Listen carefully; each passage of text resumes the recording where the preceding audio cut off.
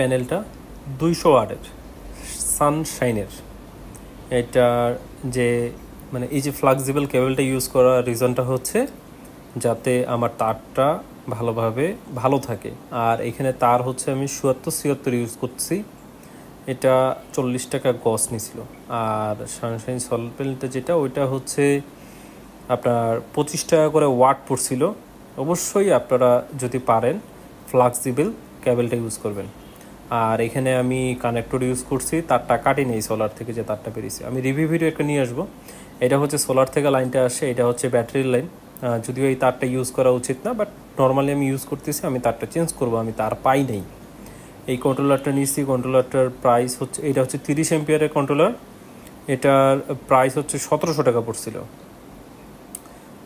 Output খুব সুন্দরই দিচ্ছে আলহামদুলিল্লাহ। আপনার সব কিছু এভরিথিং ওকে।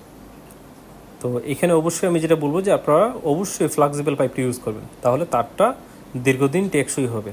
আর যদি পারেন, আমি যে তারটা নিয়েছি এটা হচ্ছে একদম চায়নাটা, এটা 40 টাকা গজ নিয়েছে। আপনারা অবশ্যই বিআরবির কেবলটা নেওয়ার চেষ্টা করবেন। প্রাইস বেশি হলেও জিনিসটা খুবই ভালো। আর এখানে আপাতত পর্যায়ে বেশি লোড দেওয়া নাই। আপনার ডিসি 12 ভোল্টের 4-5টা ফ্যান চলতেছে, 3 ইঞ্চি বাই 3 ইঞ্চি ফ্যান, এছাড়া কিছু না। তো এটা জাস্ট আমি এখনও ব্যাটারি অ্যাড করিনি, নর্মাল একটা ব্যাটারি দিয়ে জাস্ট এটা সেট আপ করা হয়েছে। তো এটা অবশ্যই আমি ব্যাটারি সব কিছু সেট আপ করে একটা রিভিউ ভিডিও দিব, এবং কিভাবে সেট করতে হয় না করতে হয় A to Z আমি যতটুকু শিখছি বা যতটুকু জানি অবশ্যই আমি আপনাদের সাথে সেটা শেয়ার করব।